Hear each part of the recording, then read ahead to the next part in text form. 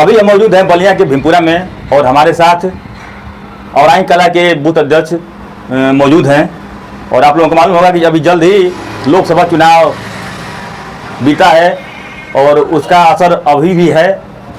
आप देख रहे हो कि मौसम बहुत गर्म है, लेकिन जितना मौसम गर्म नहीं है उससे ज़्यादा लोगों का दिमाग गर्म है। मौसम कब बदल जाएगा इसका कोई पता नहीं, क्योंकि अभी भी इंडिया गठबंधन के लोग आस लगाए बैठे हैं कि मौसम कब बदले और चाचा कब पलटें कि हमारी सत्ता फिर आ जाए। सबसे पहले अपना परिचय दे दीजिए। मैं नीरज सिंह, बूथ अध्यक्ष औराई कला। जी जी, बहुत बहुत बधाई हो, आप लोगों की मोदी जी की सरकार बन गई।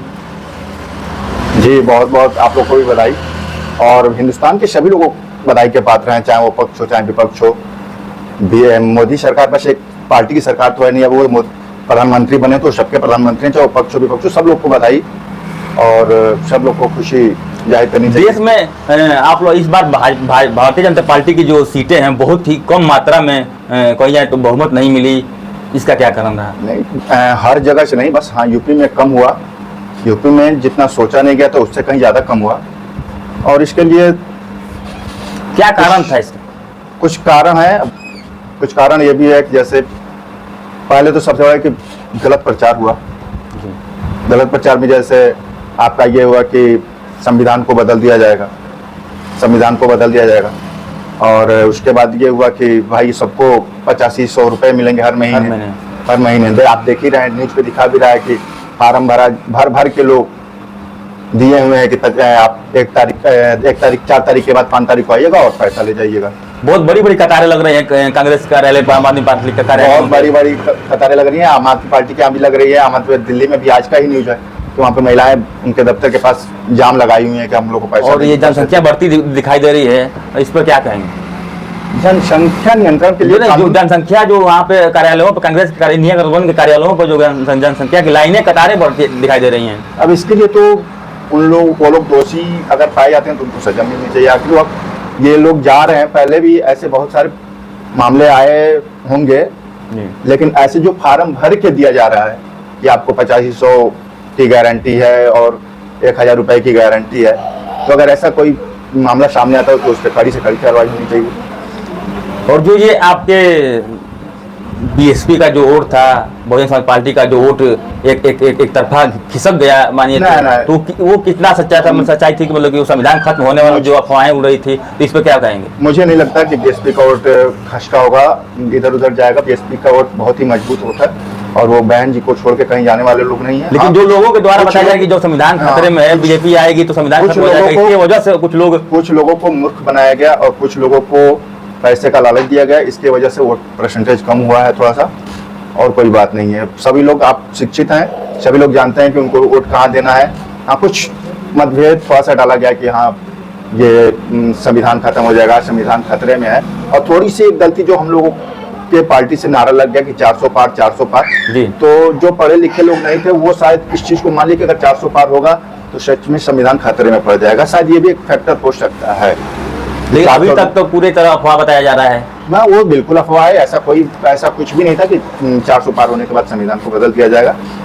लेकिन अभी तक भारतीय जनता पार्टी के द्वारा जो लोगों के द्वारा, जो आप कार्यकर्ताओं के द्वारा बताया जा रहा है कि भारतीय जनता पार्टी में विकास की नदियां बन गई, उसके बाद भी अगर सीटें कम हुई तो इसका क्या कारण था? आपको बताएं तो है कि सीटें कम होने का कारण एक ही है कि लोगों को बहलाया गया, फुसलाया गया कि संविधान खतरे में है और संविधान खतरे में है। तो वाकई विकास की नदियां बही हैं कि वैसे ही कुछ विकास हुआ है? बहुत, बीजेपी सरकार में बहुत सारे विकास हुए हैं। ये तो आपको गिना है, जैसे एक्सप्रेसवे बना, क्या नाम है कि मेडिकल कॉलेज बने, बहुत सारे विकास हैं। मतलब आप अगर आंकड़ा लगाया जाए सर कि जो कांग्रेस सरकार में जो एम्स बने, जो हॉस्पिटल बने या जो स्कूल बने, उससे दुगुना 3 गुना। पहले 8 एम्स थे, आज 22 एम्स हैं। मतलब हर क्षेत्र में विकास हुआ है, बीजेपी ने किया है हर क्षेत्र में। लेकिन एक तरह से ये भी देखिए कि आप जिस क्षेत्र से, जिस लोकसभा सीट से आप बूथ अध्यक्ष हैं, उस लोकसभा सीट पर ऐसा क्या हुआ कि आप अपने ही लोकसभा सीट पर आप प्रत्याशी रविंद्र कुशवाहा जी हार गए? देखिए, जिसकी सत्ता रहती है उसका विरोध होता है। रविंद्र कुशवाहा जी का विरोध हुआ, सत्ता में थे, 10 साल सत्ता में थे और काम उन्होंने किया है, कुछ जगहों पे नहीं किया। कुछ जैसे अभी हमारे बगल के गांव में रोड नहीं बनवाए थे, उनका विरोध हुआ। बगल के गांव में ही कुशाह ब्राह्मण में रोड आप भी विरोध में थे उनके? ना नहीं, हम विरोध में नहीं थे। हम विरोध में क्यों रहेंगे, हमारी पार्टी है, हमारा हम पार्टी से जुड़े हुए हैं, तो हम विरोध में क्यों रहेंगे। आपके क्षेत्र से बहुत सारे लोग विधानसभा सभा से बहुत लोग विरोध में थे और उन्होंने विरोध किया, नोटा को वोट डलवाया। अब कुछ लोग होंगे, अब कुछ लोगों के लिए मैं क्या बता सकता हूँ। कुछ लोग ऐसे थे जो रविंद्र कुशवाहा का विरोध किया, जो मेरे ही कास्ट से आते हैं लोग, तो ठीक है, वो उन लोग का अपनी अपनी मानसिकता थी। और लेकिन कुछ लोग, अभी मुझे कल परसों में मालूम चला कि कुछ लोग कहते हैं कि हम नीरज को कैसे माने कि वो बीजेपी में आए, उनके यहाँ यादव मुसलमान आके बैठते हैं सब। तो उन भाई साहब को मैं बताना चाहता हूँ कि मेरे यहाँ बस यादव और मुसलमान नहीं, मेरे यहाँ हरिजन बिरादरी भी आती है, मेरे यहाँ शर्मा बिरादरी भी आती है, मेरे यहाँ चौहान बिरादरी भी आती है, मेरे यहाँ हर जात के लोग आते हैं। और मैं जात से कोई समझौता नहीं कर रहा हूँ, मैं जात नाम समझता ही नहीं हूँ, मैं सबको अपना समझता हूँ, सब हमारे भाई लोग हैं। आपने बताया था कि भारतीय जनता पार्टी के विचारधारा में जातिगत व्यवस्था नहीं है। नहीं, बिल्कुल नहीं। बीजेपी अच्छा ये बताइए कि अगर बीजेपी जातिवाद करती तो अभी हमारे यहाँ साहब हैं जिला अध्यक्ष संजय यादव जी, उनको क्यों देती, उनको क्यों बनाती अध्यक्ष। अभी हमारे वहाँ मध्य प्रदेश में जो मुख्यमंत्री बने हैं मोहन यादव जी, उनको क्यों बनाती। तो अब तो विरोध हो रहा है ना संजय यादव जी का, अब तो उनको हटवाने के लिए प्रयास कर रहे हैं कि आप 4 सीटें हार गए आसपास की बलिया की। ऐसी कोई बात नहीं, उनको हटवाने का प्रयास नहीं किया जाए। ये बोला जा रहा है कि भाई सबको थोड़ा थोड़ा मौका मिलना चाहिए। अगर 5 साल के लिए अगर हम अध्यक्ष बन रहे हैं, चाहे 5 साल के लिए कोई कार्यक्रम समझ, उसमें थोड़ा थोड़ा सबको हर बिरादरियों को मौका देना चाहिए, तभी हमारे साथ सारी बिरादरियाँ रहेंगी। मैं तो क्यों रहेंगे, कोई भी बिरादरी हमारे साथ क्यों रहेगी, कुछ उनको लाभ चाहिए ना। आपके लोकसभा सलेमपुर से जो प्रत्याशी रहे रविंद्र कुशवाहा जी, उनकी कम से कम यानी कि 3500 वोटों से ही हार हुई। तो वो जो 3500 वोट से हार हुई, वो बस कुछ लोगों तो कहते हैं कि हम लोगों की वजह से हार गए, उन लोगों की वजह से कोई वैसा मामला नहीं था। वो हारे, मान लीजिए कि पिछले साल 1,25,000 वोट से। ये बहुत आप लोगों के लिए बहुत दुखद घटना होगी। हाँ। और कहीं ना कहीं रविंद्र कुशवाहा जी में ही कमी होगी, इसको मानते हैं आप लोग? बिल्कुल मानते हैं, कहीं ना कहीं उनकी गलती है, कहीं ना कहीं बहुत जगह शायद नहीं पहुंचे, बहुत जगह उनके कोई कार्यकर्ता नहीं पहुंचे, तो ये भी एक फैक्टर हो सकता है हारने का। और विरोध जो सत्ता में रहता है उनका विरोध होता है, तो इसका भी एक कारण था।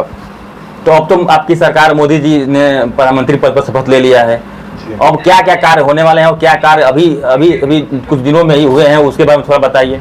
अभी देखिए, अब जैसे ही उन्होंने शपथ लिया और अगले दिन कुर्सी संभाला, सबसे पहले किसान निधि सम्मान योजना का जो था वो 2,000 रुपए किसानों का सम्मान, 20,000 करोड़ रुपए कुछ पास हो गए। फिर उसके बाद अभी कल पास हुआ आवास 3 करोड़ लोगों का आवास पास हुआ है। तो अभी 2 दिन हुआ और 2 दिन में ये दोनों चीजें होना बहुत बड़ी बात है, बहुत अच्छी बात है। और अच्छी सरकार चल रही है हमारी एनडीए की, और आगे भी चलेगी, भविष्य में भी चलती रहेगी। और अधिक से अधिक कार्य, अधिक से अधिक नौकरियां भरी जाएंगी, अधिक से अधिक रोजगार मिलेंगे सब लोगों को। और